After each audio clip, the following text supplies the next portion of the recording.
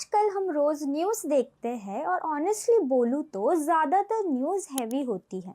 जैसे crime, tension, war, problems और कभी-कभी लगता है कि दुनिया में सिर्फ बुरा ही हो रहा है। लेकिन सच ये भी है कि good things are still happening, बस वो उतनी हाईलाइट नहीं होती। इसीलिए आज हम थोड़ा ब्रेक लेते हैं नेगेटिविटी से और बात करते हैं कुछ ऐसी पॉजिटिव न्यूज़ की जिसे सुन के दिल को सुकून मिले, हो पाए और लगे कि दुनिया में अभी भी बेटर हो रहा है।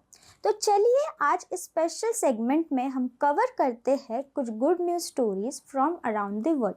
छोटी नहीं बल्कि इम्पैक्टफुल चेंजेस जो ह्यूमैनिटी, एनवायरनमेंट और फ्यूचर के लिए बहुत इम्पॉर्टेंट है। तो चलिए शुरुआत करते हैं फ्लोरिडा से। यहाँ एक स्ट्रॉन्ग एनिमल प्रोटेक्शन लॉ किया गया है। अब जो लोग एनिमल्स के साथ अब्यूज करते हुए कन्विक्ट होते हैं उन्हें लीगली पेट्स रखने से बैन कर दिया जाएगा। यह स्टेप इसीलिए बहुत इम्पॉर्टेंट है क्योंकि पहले ऐसे लोग दोबारा एनिमल्स अडॉप्ट कर लेते थे और अब्यूज का साइकिल कंटिन्यू होता रहता था। लेकिन अब इस नए लॉ के बाद एनिमल्स को लॉन्ग टर्म सेफ्टी मिलेगी और उन्हें रिपीट अब्यूज से बचाया जा सकता है। सेकेंड है चाइना। चाइना ने चाइल्ड सेक्सुअल अब्यूज के अगेंस्ट अपने लॉज और ज़्यादा स्ट्रिक्ट कर दिए हैं। अब ऐसे क्राइम्स को एक्सट्रीमली सीरियस कैटेगरी में ट्रीट किया जा रहा है। सीवियर केसेस में जैसे ब्रूटल असॉल्ट, रिपीटेड अब्यूज या ऑर्गेनाइज क्राइम्स ऑफेंडर्स को बहुत ही हार्श पनिशमेंट मिल सकती है, जिनमें लाइफ इम्प्रिजमेंट और कुछ केसेस में डेथ पेनल्टी तक इंक्लूड हो सकती है। इसके में पर्पस ये है कि सोसाइटी में एक स्ट्रॉन्ग मैसेज दिया जा सकता है कि बच्चों के खिलाफ किसी भी तरह का अब्यूज़ बिल्कुल टॉलरेट किया नहीं जाएगा।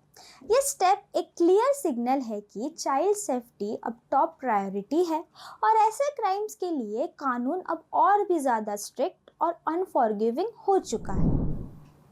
थर्ड है थाईलैंड। थाईलैंड के सुपरमार्केट में एक इको फ्रेंडली चेंज ला रहा है। प्लास्टिक पैकेजिंग को रिप्लेस किया जा रहा है बनाना लीव्स से। जैसे प्लास्टिक वेस्ट कम हो रहा है और ट्रेडिशनल सस्टेनेबल प्रैक्टिसेस भी रिवाइव हो रही है। ये स्मॉल स्टेप लग सकता है लेकिन एनवायरनमेंट के लिए ह्यूज इम्पैक्ट है। इंडोनेशिया ने एक ट्रूली हिस्टोरिक और हार्ट टचिंग डिसीजन लिया है। एलिफेंट राइट्स को ऑफिशियली नेशनल वाइड बैन कर दिया गया है। ये सिर्फ एक पॉलिसी चेंज नहीं है बल्कि उन बेजुबानी जानवरों के लिए एक नई जिंदगी की शुरुआत है। सालों से टूरिज्म के नाम पर एलिफेंट को ट्रेन किया जाता था, अक्सर दर्द, फेयर और फोर्स के थ्रू। उन्हें लोगों को कैरी करने के लिए मजबूर किया जाता था, जबकि वो भी एक लिविंग बीइंग है। उन्हें भी दर्द होता है, उन्हें भी थकान होती होगी, उन्हें भी फ्रीडम चाहिए। इस डिसीजन के बाद अब उन एलिफेंट्स को सफरिंग से आज़ादी मिलेगी। उन्हें ज़्यादा नेचुरल और सेफ एनवायरनमेंट मिल सकेगा जहां वो अपनी लाइफ पीसफुल जी सके। साथ ही ये स्टेप एक स्ट्रॉन्ग मैसेज भी देता है कि टूरिज्म का मतलब सिर्फ एंटरटेनमेंट नहीं होना चाहिए बल्कि कंपैशन और रिस्पेक्ट फॉर लाइफ भी उतनी ही ज़रूरी है। ये डिसीजन सिर्फ इंडोनेशिया के लिए नहीं बल्कि पूरी दुनिया के लिए एक इंस्पिरेशन है कि जब हम चाहे तो हम डेवलपमेंट के साथ ह्यूमैनिटी को भी चूज कर सकते हैं। साइगा एंटलॉप कंजर्वेशन तो चाहिए। पहले समझते हैं कि ये क्या चीज़ है। सबसे पहले आपको बता दूं साइगा एंटलॉप क्या है। साइगा एंटलॉप एक रेयर यूनिक एंटलॉप स्पीशीज है जो मेनली सेंट्रल एशिया के ग्रासलैंड में पाई जाती थी। इसकी सबसे खास बात यह है कि इसका अनयूजुअल बल्बाउज नोज जो उसे डस्ट फिल्टर करने के लिए एक्सट्रीम वेदर में सर्वाइव करने में हेल्प करता है। लेकिन एक टाइम ऐसा भी था जब ये स्पीशीज एक्सटिंक्शन के बिल्कुल करीब पहुंच गई थी। पीछे कई रीजंस थे, illegal hunting, poaching for its homes, habitat loss और इवन मास डिसीज आउटब्रेक जिसमें हजारों साइगा एक साथ मर गए थे। कुछ सालों में इनकी पॉपुलेशन ड्रामेटिकली गिर गई थी और ये एंडेंजर्ड लिस्ट में आ गया था। लेकिन गवर्नमेंट कंजर्वेशन ग्रुप और लोकल कम्युनिटीज़ ने मिलकर इन्हें बचाने के लिए कंटिन्यूस एफर्ट किए। Anti poaching laws, protected areas और ब्रीडिंग प्रोग्राम जैसे स्टेप्स के लिए आगे बढ़े। और आज उन्हीं एफर्ट्स का रिजल्ट आया है कि साइगा एंटलॉप की पॉपुलेशन वापस इंक्रीज हो रही है और अब इसे एंडेंजर्ड कैटेगरी से बाहर निकाला गया है। ये सिर्फ एक स्पीशीज की रिकवरी नहीं है, ये एक रिमाइंडर है कि अगर हम नेचर को प्रोटेक्ट करें और गिव अप ना करें तो एक्सटिंक्शन के एज से भी उन्हें वापस लाइफ में ला जाया सकता है। फिफ्थ है साउथ कोरिया। साउथ कोरिया के साइंटिस्ट ने कैंसर रिसर्च में एक बहुत ही प्रॉमिसिंग ब्रेक थ्रू अचीव किया है। रिसर्च डिफरेंट यूनिवर्सिटीज़ और रिसर्च इंस्टीट्यूट की टीम्स ने एक नई टाइप की थेराप्यूटिक इंजेक्शन डेवलप की है जो बॉडी के इम्यून सिस्टम को ट्रेन करती है। सिंपल वर्ड्स में समझे तो ये इंजेक्शन इम्यून सेल्स को गाइड करती है कि वो कैंसर के ट्यूमर सेल्स को पहचान सके और उन्हें इफेक्टिवली डिस्ट्रॉय करे। नॉर्मली होता क्या है कि कैंसर सेल्स बॉडी के इम्यून सिस्टम से बच जाते हैं क्योंकि वो अपने आप को नॉर्मल सेल्स की तरह हाइड कर लेते हैं। लेकिन ये न्यू अप्रोच इम्यून सिस्टम को इतना स्ट्रांग और स्मार्ट बना देती है कि वो उन हिडन ट्यूमर सेल्स को भी टारगेट कर सके।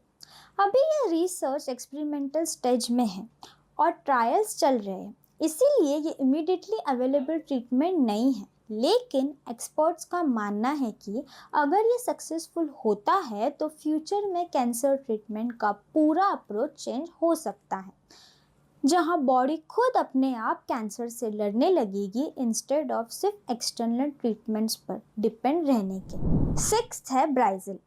ब्राज़ील ने पब्लिक हेल्थ के फील्ड में एक बहुत ही बड़ा और इंस्पायरिंग माइलस्टोन अचीव किया है। उन्होंने successfully mother to child HIV transmission को एलिमिनेट कर दिया है। अब इसका मतलब सिंपल लैंग्वेज में समझे तो अगर कोई मदर HIV पॉजिटिव है तो प्रेगनेंसी, चाइल्ड बर्थ या ब्रेस्ट फीडिंग के ड्यूरिंग वायरस बेबी तक पास हो सकता था। लेकिन ब्राज़ील ने अपनी स्ट्रॉन्ग हेल्थ केयर सिस्टम को अवेयरनेस प्रोग्राम के थ्रू इस रिस्क को ऑलमोस्ट ज़ीरो तक रिड्यूस कर दिया है। ये कैसे पॉसिबल हुआ? प्रेग्नेंट वुमेन का अर्ली HIV टेस्टिंग किया जाता है, टाइम पर प्रॉपर ट्रीटमेंट, एंटीवायरल थेरेपी दिया जाता है, सेफ डिलीवरी प्रैक्टिसेस फॉलो की जाती है और डॉक्टर्स क्लोजली मॉनिटर करते हैं मदर और बेबी दोनों को। सब स्टेप्स की वजह से अब न्यूबॉर्न बेबीज HIV से सेफ पैदा हो रहे हैं। इसका डायरेक्ट इम्पैक्ट ये है कि इन्फेंट मॉर्टेलिटी रेट भी काफ़ी रिड्यूस हुआ है और एक पूरी जनरेशन को एक सीरियस डिजीज से बचाया जा रहा है। ये सिर्फ ब्राज़ील के लिए नहीं बल्कि पूरी दुनिया के लिए एक एग्जाम्पल है कि अगर हेल्थ केयर स्ट्रांग हो और एफर्ट्स कंसिस्टेंट हो तो इवन ऐसे डिजीज़ को भी कंट्रोल किया जा सकता है जो पहले ऑलमोस्ट इम्पॉसिबल लगने लगते थे। सेवेंथ है इटली। इटली ने एनिमल वेलफेयर के लिए एक बहुत ही पावरफुल और इमोशनल डिसीजन लिया है। वाइल्ड एनिमल्स के यूज़ को सर्कस में ऑफिशियली बैन कर दिया गया है। सालों तक लायन, टाइगर्स, एलिफेंट्स और दूसरे वाइल्ड एनिमल्स को एंटरटेनमेंट के लिए केजेस में रखा जाता था।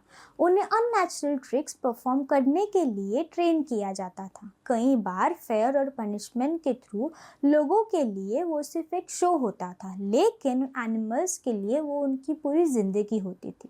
छोटे केजेस में कांस्टेंट ट्रैवल, स्ट्रेस और फ्रीडम ना मिलना।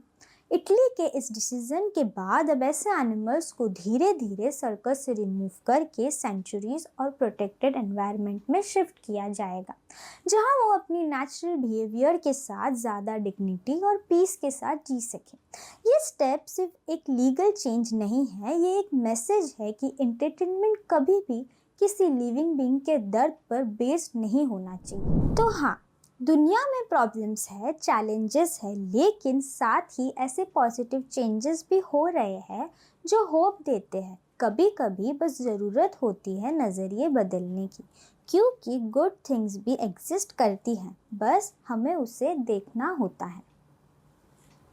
अगर आपको यह वीडियो इन्फॉर्मेटिव लगी हो तो वीडियो को लाइक करो, शेयर करें और चैनल को सब्सक्राइब करना ना भूलें।